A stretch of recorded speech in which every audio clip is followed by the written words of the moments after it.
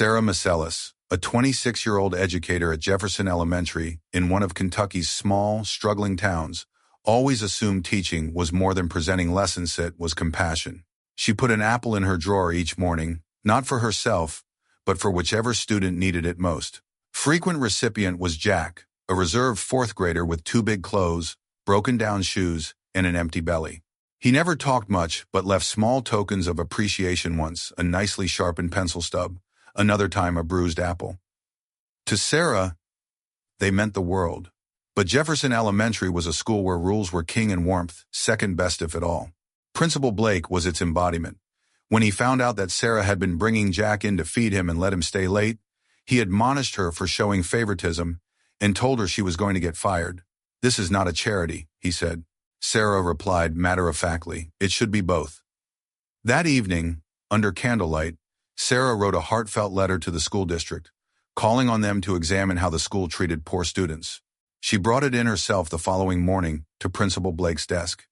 He read it quietly, then ripped it into pieces before her. "You do not speak for this institution," he growled. Sarah was subsequently fired officially that afternoon. The letter of termination called her incompatible and terminated her employment immediately. Sarah walked home alone from her classroom, with no goodbye and just silence around her. With the cold rain falling, she walked past the diner where she worked on weekends, the library where she read to children, and the gas station where she occasionally saw Jack's mother standing quietly. Her grandmother, Ruth, met her at the trailer, eyes knowing. "They did it, didn't they?" she asked. Sarah nodded, weary. Ruth brewed tea and sat beside her, holding Sarah's hand as Sarah whispered, "I was born to teach." Sarah thought about leaving town. She packed her books, phoned the diner for extra hours, and balanced her future. But fate happened. The next day, a local newspaper published, "Teacher let go after feeding hungry student." The article contained a photograph of Sarah kneeling beside Jack. While some readers scoffed, others were stirred. Among them was Charles Cole, the 34-year-old head of New Hope Academy, an independent school 60 miles distant. Unlike Blake, Charles was a believer in teachers who taught from the heart. He didn't view Sarah's actions as being against the rules. He saw a teacher who knew what education was supposed to be: kindness, courage, and care. That same night, he carefully folded the newspaper and made a choice that was about to alter both of their lives. Sarah's tale was far from finished. It was merely starting. Sarah Masellis awoke to a surprising email from Charles Cole, the headmaster of New Hope Academy, who had read the news of her dismissal in the local newspaper. Moved by her empathy, he proposed meeting. They sat in a quiet cafe later that week, speaking for hours about education, children, and values. He never asked about the incident at Jefferson Elementary, only what she would do if given another chance. And Sarah, for the first time in weeks, began to hope again. When she arrived at New Hope Academy, nestled between two oak trees, she was struck by how different it felt. The school wasn't strict or glossy. It was warm and light and laughing, with murals painted on the walls and the scent of cinnamon hanging in the air. Charles welcomed her with a gentle smile and took her on a tour. There weren't any straight rows of stern desks, only comfortable corners, beanbags, and bookshelves, stacked with dog-eared books. Her new classroom was mismatched furniture, a worn whiteboard, and a high window overlooking a tiny garden. When the students came at 12 children, all different and reserved, Sarah welcomed them with a tale. Her voice shook at first, but as they listened with rounded eyes and asked wondering questions, she found her stride. She wrote their names on the board and inquired what they loved. Birds, quiet, the sound of my brother coming home. Charles watched intently, noticing how Sarah connected so deeply with each child, kneeling to their height, distributing pencils as if they were treasure, tying a girl's shoelaces with tender care. The day wore on and Sarah sat in the window, exhausted but radiant. In her drawer, she discovered an apple, neither bruised nor flawless, simply left by a child, quietly paying back the kindness that had once been shown. Charles knocked lightly on the door and inquired with a grin, "How was the first day?" Weeks into working at New Hope Academy, Sarah at last felt at home. When Charles inquired how her first day was, she provided a full smile, her first since departing Jefferson. The class was not ideal, but it was vibrant, and for the first time in months, so was she. Then on a rainy Thursday, everything changed once more. The receptionist summoned her to the entrance where a boy was standing. It was Jack, taller now, but still with the same serious eyes and brittle quiet. Under a too-big umbrella, he questioned in a shaking voice, "Is this a safe school?" Sarah knelt and wrapped him in her arms, saying softly, "Yes, baby, it is." Within, she fed him and listened as he told her about his mother's sickness and their stays in shelters. He had remembered the name of the school from a newspaper and had come seeking her out. "You're the only one who ever looked at me as if I mattered," he told her. Charles arrived with enrollment papers, smiling kindly to welcome Jack. "No tests that assess your value, here only work, niceness, and curiosity." Jack replied softly, "Then I think I'm going to like it here." Over the ensuing weeks, he was a silent but consistent presence in Sarah's classroom. She ensured there was always food and a blanket in place, never asked questions, but simply provided space and warmth. Charles would sit and observe the gentle trust building between them. Jack started drawing and writing again, healing slowly. He gave Sarah a story one day about a paper boat that outlived a storm because someone had whispered courage into its sails.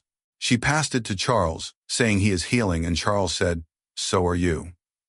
Their silent connection grew stronger, Sarah's empathy, Jack's trust, Charles's support. They read together, they shared sandwiches, and they smiled quietly at comics. It wasn't therapy, not that it was ever called that, but that's what it was. Jack one day gave Sarah a drawing of a blonde-haired woman walking hand in hand with a boy before a school with large windows. Over them was a man with a gentle face, holding an umbrella for the both of them. Sarah gazed up with tears in her eyes. Jack just smiled. As Charles passed by, he stopped and remarked, "Good drawing." Jack merely shrugged, but it spoke volumes. One morning of gold at New Hope Academy, in a life skills lesson on kindness and family, Sarah and Charles sat with second graders talking about the elements of a family. Children gave saccharine responses: love, hugs, and cookies shared. When a curious boy asked whether Sarah and Charles were married, the room dissolved into laughter. Blushing, Sarah told him in a soft voice that although they were not married, they were still a school family.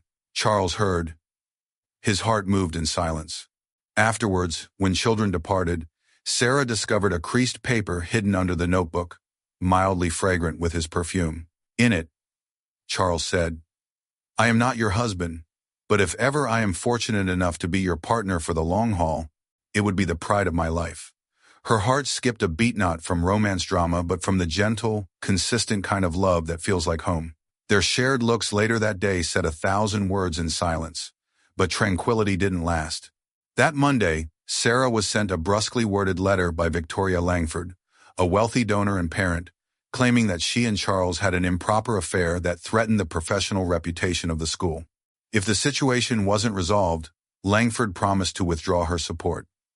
What had been hope was now on shaky ground. After receiving a veiled intimidation from an influential donor, Victoria Langford, Sarah sat stunned with the letter in her lap. More than $30, of scholarships and student meals hung in the balance of Victoria's approval. Although Sarah had done nothing wrong, rumors regarding her and Charles's close work relationship fueled gossip and pressure. She thought of stepping aside, but Charles adamantly would not let her hide. Drama increased with whispers, canceled meetings, and a speculative blog entry, building to an uncomfortable school board meeting. There, Charles stood up for Sarah's integrity in public, stating that New Hope Academy was about people, not optics, and if Victoria's vision no longer matched, her support would be released gladly. She left. Applause filled the room, signaling community solidarity. In the following days, local support poured in: anonymous donations, handwritten notes, and small checks from parents, shopkeepers, and alumni, closing the funding gap quickly. New Hope emerged stronger, not in wealth but in principle. Years down the line, Jack, the timid boy who shook in Sarah's arms, was now a self-assured senior. Asked by Charles to give a talk at a state education conference, he was initially hesitant but consented after prodding by Sarah. On stage, Jack presented his tale of invisibility, of being afraid, of a teacher who gave him food without asking, who sat quietly waiting for his voice. That teacher, he explained, and the man who operated his school, made the difference. Jack's words concluded with quiet power, and the room was silent and awed for the boy who had thought he didn't count, and for the school that demonstrated he did. Jack used to be a forgotten boy, quiet, hungry, and unseen to the world around him. But all of this changed when he arrived at New Hope Academy and met Miss Sarah Ellis. She didn't merely teach, she saw him. She handed him a sandwich without hesitation, lingered after class so he wouldn't be scared to go home, and never once made him feel like he was damaged.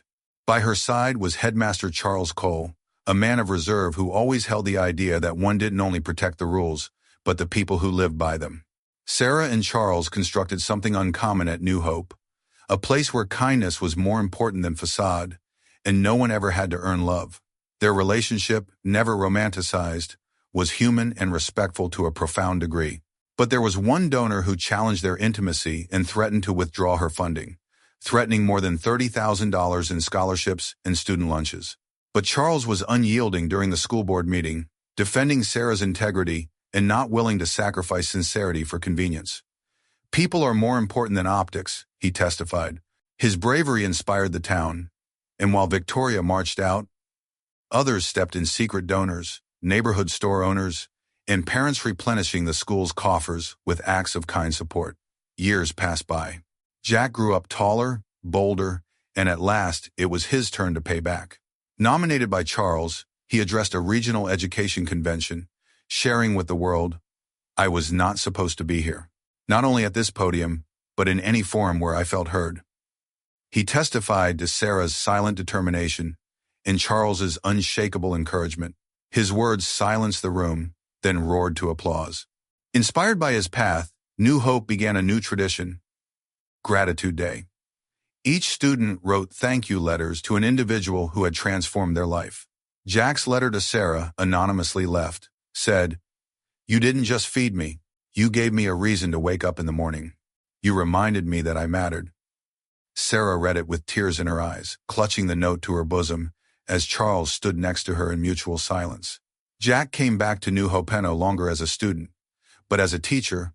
On his first day, he opened the door to room 2B, deposited a shiny red apple in his drawer, and sat quietly at the desk once held by his idol. The apple was not for a kid, it was for Sarah, the woman who used to put apples in her drawer for kids like him. That night, in a ceremony to welcome new teachers, Jack got on stage and expressed gratitude to Sarah for rescuing him with love, and Charles for defending that love when it was on the firing line. Then, in the stillness of the auditorium, Charles spoke softly to Sarah, "You taught me everything about the heart." And together, observing Jack grow now, they knew that New Hope Academy had become more than an institution, it was a promise kept, a home where love was sown in quiet and flourished in the hearts it touched.